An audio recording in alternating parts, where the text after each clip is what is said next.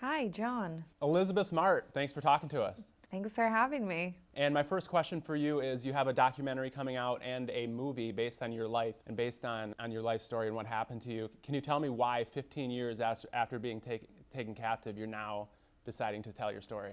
I actually have been approached many times over the years about doing a movie or doing a documentary, and I always said no. I always didn't feel like I wanted to make myself that vulnerable.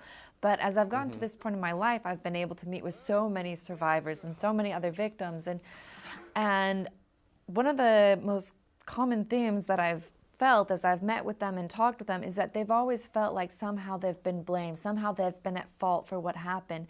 And so I felt like this was a good opportunity to show what it was like to actually be raped, to show what it was like to actually be kidnapped, so that hopefully when other people watch it who haven't experienced those things, that gives them a greater understanding and a greater compassion towards those other survivors who have been. And I watched the documentary, which was very well done, by the way, so great job there. And one of the misconceptions that you wanted to address was that some people had the misconception that you were sympathetic towards your abductors. Can you tell me about that and just about that misconception and why you, when you did have the chance to maybe tell the police that who you were, why that didn't happen? Sure. Yes, that has been a common misconception over the years. People have thought, well, you were so close to your family. Why didn't you run away? Why didn't you try harder? And for years, that question really bothered me because I didn't actually realize why it bothered me at first until I got a little bit older. And then I realized that my brain kind of understood it as you should have tried harder. You should have ran. You should have escaped. You didn't try hard enough. And that always really, well, that would hurt anyone's feelings, I think. But it's important for me to answer this question because so many other victims feel the same way. We don't run and we don't scream because we've been so manipulated. I mean, for 9 months, I was a young girl when I was kidnapped. I was 14 years old. And he rescued me, good heavens. He kidnapped me from the place that I thought was most safe in the world, and nobody was there to protect me.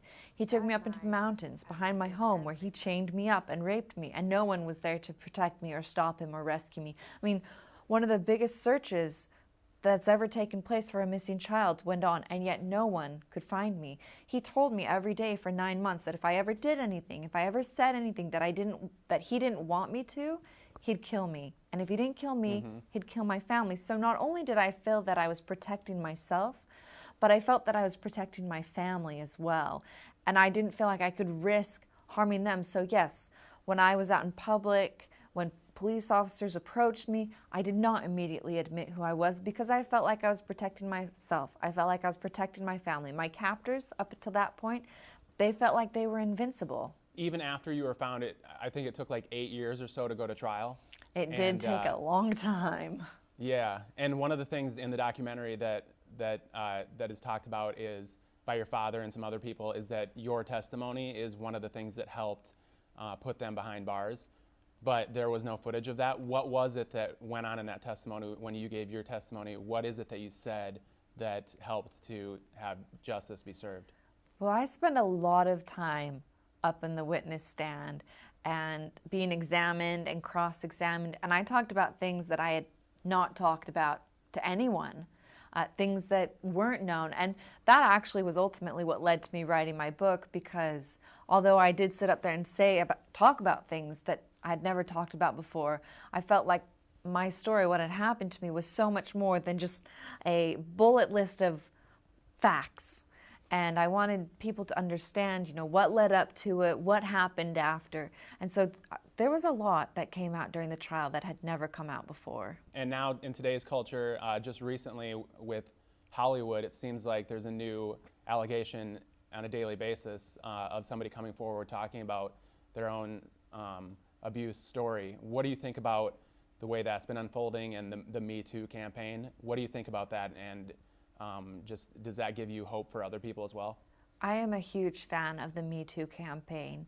This is a topic that I've been talking about for years, that other survivors have been talking about for years, but it's been a topic that the public has, not that they don't feel sympathy, but it's a hard topic, and so they do want to set it aside, and they do want to put it in a corner where they don't have to look at it, because it is a dark, terrible, nasty topic that you don't want to think about happening to anyone. But Me Too, so many survivors, so many women and men are coming forward talking about what's happened to them, and that is so important, because we need to address these issues head on. We need to start educating children as young as we can, so that when they get older, they know what's acceptable, what's not acceptable, that they have choices, that they don't have to sit there and be scared and allow these people to take advantage of them, that they can stand up for themselves, that they can fight back, that they can make a stand for themselves. All right, Elizabeth Smart, thank you very much for being with us. And Twin Cities, make sure you check out the Elizabeth Smart autobiography, which is going to be a two-part